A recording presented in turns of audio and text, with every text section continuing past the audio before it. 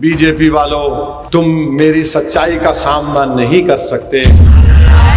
हमने एक बाबरी मस्जिद को खोया, और क्यों खोया बता रहा हूं आज तुमको। सुप्रीम कोर्ट में जब बाबरी मस्जिद का फैसला आया, सुप्रीम कोर्ट ने कहा कि मुसलमानों ने बाबरी मस्जिद को यूज नहीं कर रही थी, आप वक्फ यूजर नहीं थे, इसलिए मस्जिद आपसे छीन ली गई।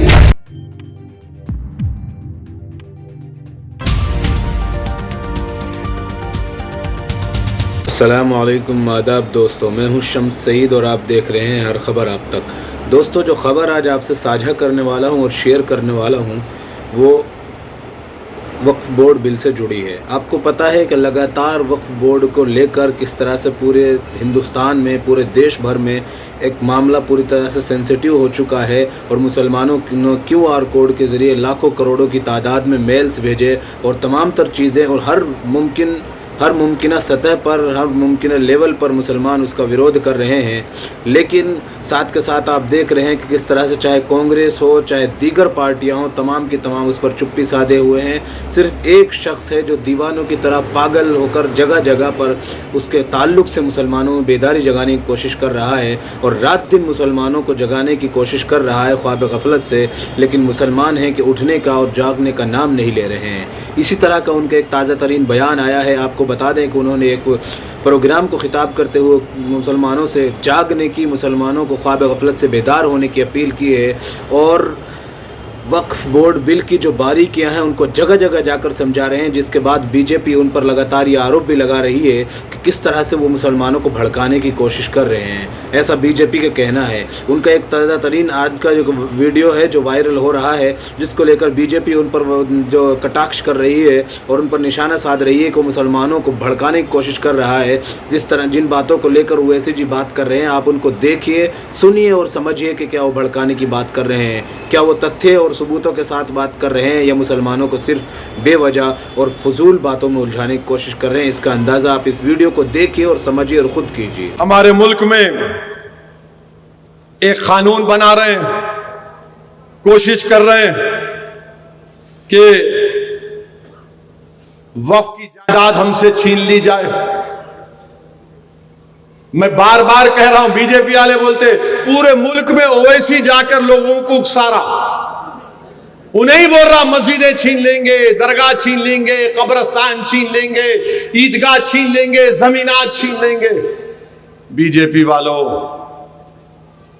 तुम मेरी सच्चाई का सामना नहीं कर सकते। मैं जानता हूं तुम्हारी हरकतें क्या हैं। ये जो कह रहा हूं भारत के मुसलमानों से कह रहा हूं, याद रखो, हमने एक बाबरी मस्जिद को खोया, और क्यों खोया बता रहा हूं आज तुमको। ये जो कानून मोदी लाए हैं, बिल लाए हैं, कानून नहीं बना अभी, इसमें वक्फ बाय यूजर है, यानी आप किसी चीज को इस्तेमाल करते हैं तो उससे उसके इस्तेमाल पर वो वक्फ हो जाती है। मिसाल के तौर पर एक कब्रस्तान है, तदफीन हो रही, वक्फ की हो जाती बरसों से। मस्जिद है, जिस अंग्रेजी का वर्ड है टाइम इमेमोरियल से आप नमाज पढ़ रहे हैं, वक्फ बाय यूजर है। ईदगाह है, तो अब मोदी क्या किए, वक्फ बाय यूजर को निकाल दिए और मोदी ये बोल रहे हैं कि आप रजिस्टर्ड डीड से अब आप वक्फ करना, यानी जितने वक्फ की प्रॉपर्टियां हैं 33,000 वक्फ की प्रॉपर्टी तेलंगाना में। तो मोदी ये बोल रहे हैं कि अब ये कानून जब खुदा ना खास्ता बन गया तो ये 33,000 वक्फ की प्रॉपर्टीज जो तेलंगाना में है, इसमें 90% के पास डीड नहीं है, रजिस्टर्ड डीड नहीं है, तो वो क्या होंगे, वक्फ नहीं रहेंगे ना वक्फ। जब कानून बोलेगा कि रजिस्टर्ड डीड लेकर आओ, रजिस्टर्ड डीड नहीं है। अगर आपको जाके बोलेंगे कि मक्का मस्जिद का डीड लेकर आओ, मक्का मस्जिद पुरानी है, कितनी पुरानी है, 100 साल, 200 साल, 300 साल, करीब 400 साल पुरानी, 400 साल। अब 400 साल में रजिस्ट्रेशन का डॉक्यूमेंट होता था। अब मोदी बोल रहे नहीं, तुम लेके आना,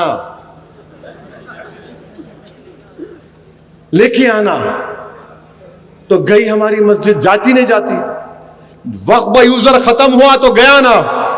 अब सुप्रीम कोर्ट में जब बाबरी मस्जिद का फैसला आया, सुप्रीम कोर्ट ने कहा कि मुसलमानों ने बाबरी मस्जिद को यूज नहीं कर रही थी, आप वक्फ यूजर नहीं थे, इसलिए मस्जिद आपसे छीन ली गई। तो मोदी सुप्रीम कोर्ट के जजमेंट को देख लिए कि वक्फ यूजर को निकालो और बोलो कि नहीं तुम्हारी मस्जिद नहीं है। कोई भी आके आरएसएस वाला बोलेगा नहीं इसको खोद के देखो अंदर कुछ निकलता। इनको खाली खोदना आता है इनको। अरे घर में किसको रखे तो दूसरों का नहीं खोदता होने जाके। हर चीज में नहीं यहां खोदे तो ये निकलता कते। मेरे भाई सुनो, मजाक का मौजू नहीं है ये अगर कानून बन जाएगा, उत्तर प्रदेश में 1,21,000 वक्फ की प्रॉपर्टीज है, 1,12,000 के पास कागज ही नहीं है। वक्फ यूजर खत्म हो गया तो जायदादें कौन लेगा? वो जायदादें कौन लेगा बताओ? तुम्हारे पास लीगल उसके ऊपर इख्तियारी नहीं होगा, कोई भी घुस जाएगा। वक्फ यूजर निकाल दिए। आपने तमाम तर वीडियोस को देखा, पूरी वीडियो को, फिर भी आपको अंदाज़ा हो ही गया होगा कि ओवैसी जी किन बातों पर और किन मुद्दों पर और किन इश्यूज़ पर मुसलमानों को जागने की बात कर रहे हैं और मुसलमानों को ख्वाब गफलत से बेदार होने का कोशिश कर रहे हैं। आपको हमने एक वीडियो इस पर डाल रखा है चैनल पर, आप उसमें देखिएगा जाके। अगर आपको लग रहा है कि मैं झूठ बोल रहा हूँ कि जब वक्फ बिल की मुखालिफत में हाथ उठाने की और हाजिरी देने की बात आई थी उस लोकसभा में और पार्लियामेंट में, तो राहुल गांधी जी और अखिलेश यादव जी बिल्कुल मौन साधे हुए और चुप्पी धारण किए हुए वो ना उसकी हिमायत में हाथ उठा रहे थे और ना उसकी मुखालिफत में हाथ उठा रहे थे।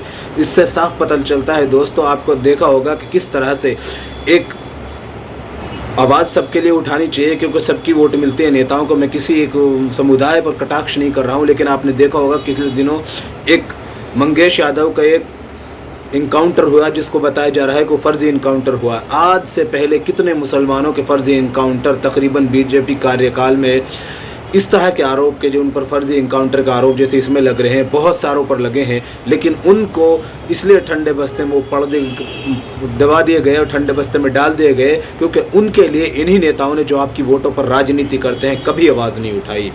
आपने देखा होगा किस तरह से कांग्रेस मुसलमानों का नाम लेने से कतराती नज़र आती है, चाहे वो अमेरिका हो, चाहे हिंदुस्तान हो, बाहर हो, अंदर हो। जब भी उनको मजबूरी में कुछ बोलना पड़ता है तो सिर्फ ये बोलते हैं कि माइनॉरिटीज़ पर इस तरह का साथ हो रहा है, माइनॉरिटीज़ के साथ इस तरह का सलूक हो रहा है, अक़लियतों पर इस तरह का जुल्म हो रहा है। और यहाँ तक कि अब वो धीरे धीरे सिखों का भी नाम लेने लगे हैं, सिख बिरादरी का भी। आपने देखा होगा अमेरिका में उन तमाम तर बातों में जिनकी बातों को कहा था, लेकिन अब भी वो मुसलमानों का नाम लेने से कतरा रहे हैं। आप अंदाज़ा कीजिए कि वो पार्टियां हैं जिनको आप सेकुलरिज्म के नाम पर वोट देते हैं, जिनको आप सेकुलरिज्म के नाम पर उनका गुणगान करते हैं, उनके लिए अपने तन मन धन की बाजी लगाते हैं और जान निछावर करते हैं, जिन नेताओं के कदमों में आप अपनी पलकें बिछाते हैं और जिनके लिए आप अपनी गलियों को, अपने महलों को फूलों से, मालाओं से और जगह जगह उनकी झंडियों से सजाते हैं। ये वही नेता हैं जब आपके हक छीनने की और आपके वक्फ बोर्ड का जो आपका कानून है उसमें अमेंडमेंट, उसमें तरमीम करने की बात हो रही थी, तो ये खामोशी से तमाशबीन बने हुए थे और सिर्फ तमाशाई और दर्शक बनकर सिर्फ तमाशा देख रहे थे। आप अंदाज़ा कीजिए कि आपका नेता कौन हमदर्द है, कौन नहीं है। इस चीज़ का इख्तियार आपको खुद है, लेकिन मैं आपको कुछ चीज़ों से आगाह कराना चाहता था, वो मैंने आपको दिखाई। और अगर आप देखना चाहते हैं कि मैं सही कह रहा हूँ गलत कह रहा हूँ, तो एक शॉर्ट वीडियो मैंने डाल रखा है, उस पर आप देख लीजिएगा। वो ईवान का ही है, पार्लियामेंट का ही है। जब उस पर हाँ में हाथ उठाने की बात हो रही थी, कौन कौन लोग इस बिल की हिमायत करते हैं, तब भी उन्होंने हाथ नहीं उठाया। और जब उस पर मुखालिफत में उसके ख़िलाफ़ हाथ उठाने की बात हो रही थी, उसके भाई कौन कौन इसके ख़िलाफ़ हैं, तब भी वो लोग चुप्पी साधे हुए थे। जिस तरह आपको UNO में फ़लस्तीन पर जंगबंदी के ताल्लुक़ से हिंदुस्तान की गैर हाज़िरी का होने का मुद्दा बुरा लगता है, उसी तरह आपको इस चीज़ को समझिए कि वो हिंदुस्तान तो कम से कम वहाँ से गैर हाजिर रहता है और ये वो नेता हैं जो वहीं रहते हुए भी अपना पक्ष नहीं रखते हैं, क्योंकि इन्हें पता है कि अगर इन्होंने मुसलमानों के साथ दिया तो इनके कुछ मखसूस वोट हैं जो कट जाएंगे और वो ध्रुवीकरण की जो राजनीति बीजेपी करती आई है उन्हें बहाना मिल जाएगा और ये सिर्फ और सिर्फ अपने मतलब की राजनीति करते हैं। आपने पिछले दिनों देखा होगा कि दिग्विजय सिंह जो कांग्रेस के दिग्गज नेता हैं मध्य प्रदेश के, उनसे जब सवाल पूछा गया इस हिमाचल प्रदेश के बारे में कि वहाँ जो कुछ चल रहा है उसके ताल्लुक से, तो उन्होंने कह दिया कि मुझे उसकी जानकारी नहीं है। आप अंदाज़ा कीजिए कितना बड़े नेता, और जब आपके सामने और आपके बीच में होते हैं तो आपके जो है चार मीठी बातें करके आपको लुभा लेते हैं, और जब इतने बड़े मुद्दे पर बोलने की बात आई तो कह रहे हैं कि मुझे इसकी जानकारी नहीं है। समझिए, सोचिए, महाराष्ट्र में चुनाव है और अपने सही वोट का सही इस्तेमाल कीजिए और सही नेता, ऐसे नेता को चुनिए जो आपके लिए हक की आवाज़ उठा सके, जो आपके हक की आवाज़ उठा सके, जो आपका साथ दे सके, जो आपके सुख दुख और दर्द में आपसे पूछगछ कर सके और आपके जो है ख्याल रख सके। फिलहाल इन तस्वीरों में इतना ही दोस्तों, आगे फिर मुलाकात होगी आपसे किसी ऐसी खबर के साथ। तब तक के लिए जय हिंद, धन्यवाद।